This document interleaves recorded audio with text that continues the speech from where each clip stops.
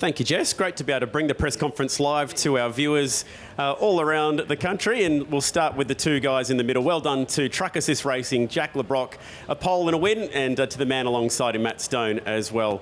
We've got drivers, we've got team bosses, we've got journos, so let's get straight into it. Jack had a little bit of time now for this to all sink in. What's the emotion like now that you're sitting next to the boss? Yeah, it's pretty cool. It's like you say, it's starting to sink in a little bit now, and I don't know, it's awesome. It's great. Matt and the team have done a great job all year, and especially this Gen 3 program. They've put their heart and soul into it, and it's cool to be able to reward them with this. I feel it's been a bit of it's been coming. We've had the speed there, especially in quality and over one lap. It's great to be able to convert this into some race pace and get our first win for Matt Stone Racing, and over the moon. Just to get down to turn one in the lead and have Andre covered down there, did it start to kick in pretty early that this was a very real opportunity to cash in? Yeah, definitely. I was about to make sure I got off the line. It's the first time I've been nervous in a while, so started getting butterflies and all that sort of stuff going again. And Andre had a bit better jump than us, and we got down there and got through turn one, and we survived it, got through it. So it's a blast. Matt, let's get you in on this as well, because obviously the Stone family go a long way back in motor racing, not just here in Australia, but all the way back into McLaren days in Formula One. So to be able to continue that tradition for the Stone name and now make your own little chapter too as a brand new race team over the last few years, what's that feeling like for you today? Yeah, look, it's fantastic. It's great to have like you said, the Stone name back up on the front. Hadn't really thought about it till just then, but no, it's fantastic to tick that box and do it. And yeah, I've just got to say everyone in the team and everyone who supports the team, I can't thank them enough for believing in what we were doing and putting in the effort and getting us to where we are now. So fantastic. How about your belief in the guy sitting to your right? Yeah, well, we've been singing in praises, and we said to all the boys yesterday, it's a front row day. We can see it coming. We've seen the work going in. We've seen how the near misses have come this year, and to go out there and get pole position, lead from the start to the finish, and just put it all together. Good start. Didn't miss a beat. Great pit stop by the boys. Exactly what we wanted to see. So, fantastic. A quick word from you, Jack, about the awesome trophies as well that you get up here. Yeah, it's unreal, isn't it? I actually need to learn how to play the things. I reckon that would have been pretty cool if one of us could have got up there and punched out a tune. So, I'll get some tips. Maybe come back next year and do it all again. But, it's pretty cool. I think put that one on the mantelpiece and never touch it again, mate. That's my advice. That's right. Let's get into the journos that are here, and we'll open it up to the floor.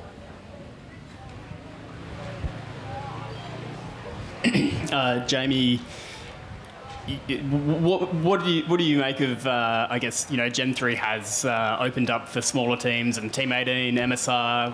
You guys are a powerhouse, but what do you make of seeing some of the smaller teams up the front and winning? Yeah, absolutely. Firstly, thanks for having the team owners up here. Maddie and Brad were saying on Friday how much they want to get on the podium to get to the press conference. So it's a real great addition. Thank you. But to answer your question, it has absolutely massively levelled the playing field like you wouldn't believe. The further we go on in motorsport in particular, the more even the cars are becoming, and the more emphasis it has on the drivers and showcasing their skill, which is great to see. And you see some high quality teams and drivers up the front one race and then qualifying, and then right down the back in the next. That's just how close it is. You don't quite get it right and boom, you can lose 15 to 20 spots. So I think it's a good thing for the sport. We, as team owners and as the category, we love to highlight the little issues we got here and there, but as overall, the cars look fantastic. They sound great, and the racing's been extremely good, and we've had plenty of different winners, which is a good thing. And to Jack, how does this compare to the Sydney 2020? First one for the team, and obviously Sydney was a tyre race as well. This one, total, everyone on the same playing field. So, how does this one compare? Yeah, 100%. I think this one's definitely more special. Like, the first one's always nice, but I think that one's always tainted a little bit with that tyre race and that stuff that was going on. But look, this one's great. It's pretty cool to be able to do it with MSR, and Matt Stone Racing's first win as well. So first pole, first win the same day is pretty unreal. But I don't know. It's hasn't really actually fully sunk in. So it is definitely pretty cool, and just got to keep on trying to do it now. And I think we've proven we've got the speed. We've just got to try and offer myself, just keep backing up. Jamie, you tested between events. Have you guys found what you need to bridge the gap to Erebus now? I feel we certainly made a gain. As you say, we don't get many test days. We only get a couple, and we used one of those up before this weekend to, as you say, try to bridge the gap to the Erebus team, who have definitely been the standout at the start of the year. So we've found some gains. Of course, we're going to keep working on it and keep improving our side of things. But no, definitely got some confidence. One datum point this weekend that we're slightly better, and we'll keep chipping away. I might just chime in here quickly with a question for the Brad Jones Racing guys. Where are you at the moment in terms of speed? This seems to be a pretty consistent thing, Brad, seeing Andre popping up on the trophy presentations and press conferences. Well, thanks for noticing, Chad. I think that, it's to the point that the guys are making. It's great to be able to come to the races and not know who's going to win. And I think that's fantastic for everyone, for the teams, for the fans. And, for us to be part of that's exciting. This has been a really good weekend for us. We've come off a pretty tough weekend in Tasmania, and to have Andre have 2 podiums and have 3 cars in the top 10 this morning has been fantastic. And to Jamie's point, it doesn't take much to go from a rooster to a feather duster. You can be right at the pointy end in one race, and then you can be 19th or 20th. Look, Mark Winterbottom today. So yeah, I think it's great at the moment. Jamie, I think it was actually here in 2021 you talked about, with your impending retirement, if you did put a young driver in the seat, they'd always be on a 2-year deal. You would see it as a multi-year development sort of process. We're here in Brock's 2nd year now. He's looking every bit like a title contender. Was quicker than Shane this weekend, not for the first time. Are you surprised at how rapidly he has actually developed? Brock's going okay. He needs to sort of lift his game a little bit here and there. It's a bit shabby around the edges, but he's certainly on track for sure. It's, as you say, it's always a risk to put a. Were you 19 or you 20? 20 now. Yeah, but you were 19. 18. Oh, it's 18. 18. Yes, excuse me. So yeah, it's always a risk putting an 18-year-old in the car, but we had full faith, give him all the tools to do the job, and he's slowly growing. And to be a race winner is one thing. You've got to get to that point where you can win races, but to win championships is another thing as well. So he's well and truly on track. And Brad, a couple of years ago you had a change in the driver lineup when Nick left the team. That was sort of somewhat unexpected. Andre's really stepped up and has been a great sort of new spearhead for the team. How has his sort of integration over the past couple of seasons been? Is it nice to see that he really has stepped up to that level and can lead this team in such an impressive way?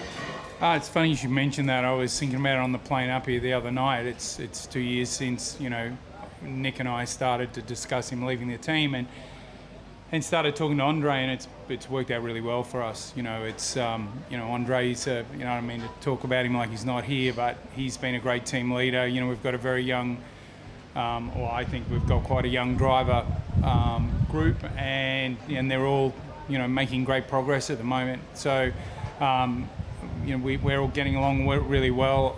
Andre's capable of getting podiums and hopefully wins on a good day, but this weekend, any time he's not in the top 5, then we're looking to see what's wrong with the car. So he fits really well. We get along great, and I couldn't ask for a better leader. And just Matt, while I'm asking team bosses about their driver lineup, you guys have sort of, in your supercars journey, you went from having, you were a single car team, then you had 2 young drivers, then you had 2 more experienced drivers, now an experienced driver and a rookie. Do you feel like you've hit the balance about right now in terms of how to manage who you've got across your 2 cars? Yeah, absolutely. We've sort of started this year with, Jack coming into his 2nd year with the team.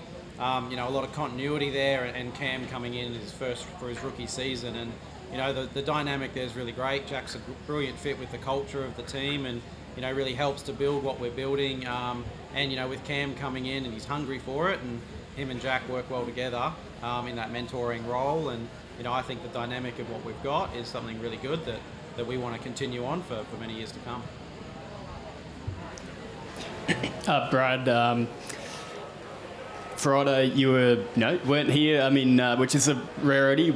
What was that like for you? When was the last time you missed a day at a race meeting? Were you a nervous wreck watching on TV? No, I wasn't a nervous wreck.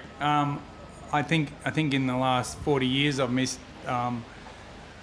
2 days or something. Yeah, one practice day. My wife was really crook and in hospital, and for me on Friday I just couldn't get here. I was sort of stuck in America, and so but I was in Albury on Friday, so I was just at work. So I had the timing screen set up, and I was watching it on the telly, and then I was just working, and then I'd stop, and so it did feel really odd, but didn't make any difference. The guys are going really well, so I can probably miss a few other days and it wouldn't matter so much, I guess. Just one for Brock. You've had a really strong weekend here in Darwin. Just first of all, how did you assess your round? And secondly, do you feel like you can be in the championship mix this year, now up to third in the standings? Yeah, it's been a great weekend overall, certainly the best so far, and to get a round wins what we've been looking for, and the consistency's been, I suppose, the standout thing for us this year that we haven't had, and to come, and keep the momentum rolling from Tasmania. I felt like, as sort of Jamie said, we learnt some things from our test day, and it just gave me a lot of confidence. I don't know if we found half a second in the car, but I certainly found some good confidence in myself. So, I think we rolled in here strong, and, to get a first, second and third for the weekend and overall round win's been awesome. And that's what we've been looking for. So hopefully we can keep this momentum rolling. Championship, just look race by race, try and finish as best as I can, try and qualify as best as I can, and make it a bit easier for us. Andre, just to pick up on the earlier point, you bounced around a few different teams earlier in your career. Have you found a home now? Yeah, 100%. So, happy with where I am and how everything's ended up. So, Brad's a bit of a ball breaker sometimes. But he's all right. It's really happy with how it's going. Really happy with Tony, my engineer, and all my guys on my car. And I'm just enjoying racing. It's a pretty low stress environment, and Brad, being a driver, sort of knows how to set it up to get the most out of us. So I'm just loving it at the moment. And anytime you get trophies and stuff, obviously helps as well.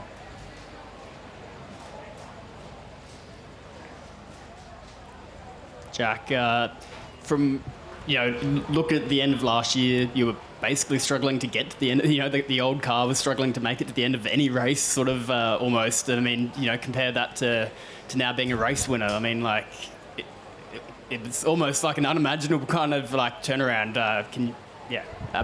How's that been from 6 months ago to now?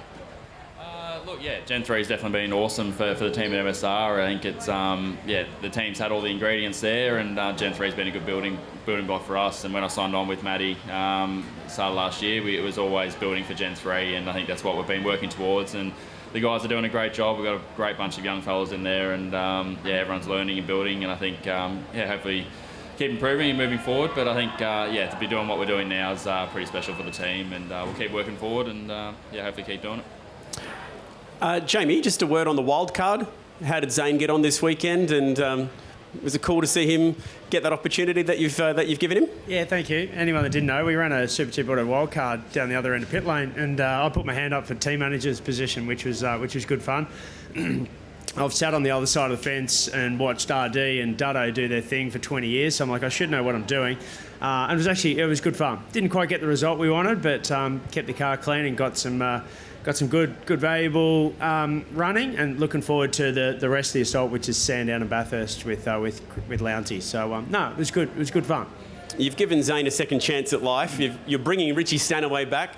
Triple Eight sort of did the same thing with you once upon a time, and giving you a chance to prove yourself as well. Is that sort of how this all came to be, or is it completely coincidental? Somewhat. We love giving young guys a crack, and certainly those two guys, and of course Brock certainly fits into that category. So we just like giving young kids the tools to be able to showcase their skills, and I was just sitting there thinking, I was pretty harsh to you, Brock. Sorry, mate, but my job is to make sure Brock doesn't read his own press and get too far ahead of himself. So he's doing an unbelievably good job, and no one's doubting that. But I'm trying to calm it all down at the same time. So no, try to give young talents the opportunity, and if we can bring them through, happy days. And that was one of the reasons why I retired. Really, I didn't want to be a seat filler or a stopper for any young talent coming running through. I probably could have kept going for another couple of years, but decided to get out to open up opportunities, which I like to think we've done. Cool. Any final questions? Thank you all very much for your time, and we'll see you all in Townsville. Thank you.